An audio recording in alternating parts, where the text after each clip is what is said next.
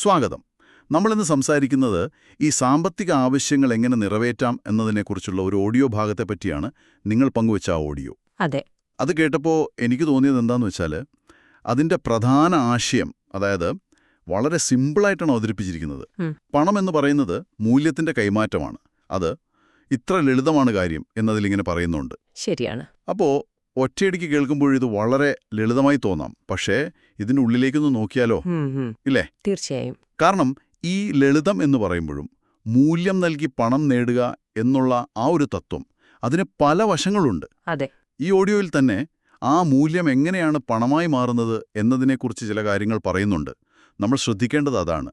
ശരിയാണ്, ഈ മൂല്യം എന്ന് പറയുമ്പോൾ അതൊരു പ്രൊഡക്റ്റ് ആവാം, അല്ലെങ്കിൽ ഒരു സർവീസ്, അല്ലെങ്കിൽ ഒരു ഐഡിയ പോലും ആകാമല്ലേ? മറ്റൊരാൾക്ക് ഉപകാരമുള്ള എന്തും. അതെ അതെ, എന്തെങ്കിലും ഒന്ന്. അപ്പോ ഈ ഓഡിയോയുടെ ഒരു കാതൽ അതാണെന്ന് തോന്നുന്നു. നിങ്ങൾ എന്തെങ്കിലും മൂല്യം കൊടുക്കുകയാണെങ്കിൽ അത് പുതുതായി ഉണ്ടാക്കുന്നതോ ഉള്ളതിനോട് കൂട്ടിച്ചേർക്കുന്നതോ എന്തോ ആകട്ടെ, സമൂഹത്തിന് നിങ്ങളത് കൊടുക്കുമ്പോൾ പണം നിങ്ങളെ തേടിവരും. ആ ഒരു ഉറച്ച വിശ്വാസം അതിൽ കാണാം. ഇത്ര ലളിതമാണ് കാര്യം എന്ന് വീണ്ടും വീണ്ടും പറയുന്നുണ്ട്.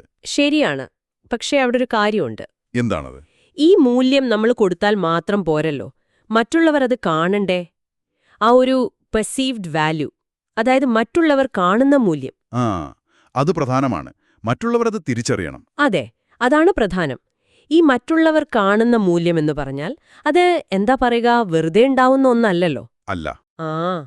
ഓഡിയോയിൽ സൂചിപ്പിക്കുന്നതുപോലെ നമ്മൾ കൊടുക്കുന്ന വാഗ്ദാനങ്ങൾ പാലിക്കണം, ചെയ്യുന്ന കാര്യത്തിൽ ഒരു സത്യസന്ധത, ഒരു നിലവാരം, ഇതൊക്കെ വേണം. ഓക്കേ. അപ്പോഴാണ് ആളുകൾ നമ്മളെ വിശ്വസിക്കുന്നത്. ആ വിശ്വാസമാണ് പിന്നെ ഒന്നുകിൽ പണമായിട്ട് വരുന്നത്, അല്ലെങ്കിൽ ഒരു പിന്തുണയായിട്ട് മാറുന്നത്. ശരിയാണ്. ഈ വിശ്വാസ്യതയുടെ കാര്യം അത് ആ ഓഡിയോയിലെ ഒരു ഉദാഹരണത്തിലൂടെ പറയുന്നുണ്ട്, അല്ലേ? അതെ അതെ. സ്വന്തമായിട്ട് വരുമാനമില്ലാതിരുന്ന ഒരാൾക്ക് ഒരു ചെറിയ സംരംഭം തുടങ്ങാനായിട്ട് സഹായിച്ചൊരു കാര്യം പറയുന്നുണ്ട്, സാമ്പത്തികമായും അല്ലാതെയും.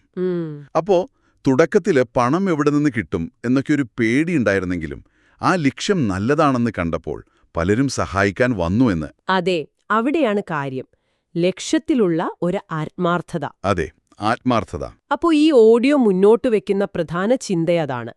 പണം എവിടെ നിന്നു വരും, എങ്ങനെ കണ്ടെത്തുമെന്ന് നമ്മൾ തലപുകയ്ക്കുന്നതിന് പകരം നമ്മൾ എന്തു മൂല്യമാണ് കൊടുക്കാൻ പോകുന്നത്, അതെങ്ങനെ ഏറ്റവും നന്നായി കൊടുക്കാം, ഇതിൽ ശ്രദ്ധിക്കാനാണ് പറയുന്നത്. ഫോക്കസ് മാറ്റുക എന്നർത്ഥം. അതെ, ഫോക്കസ് മാറ്റുക.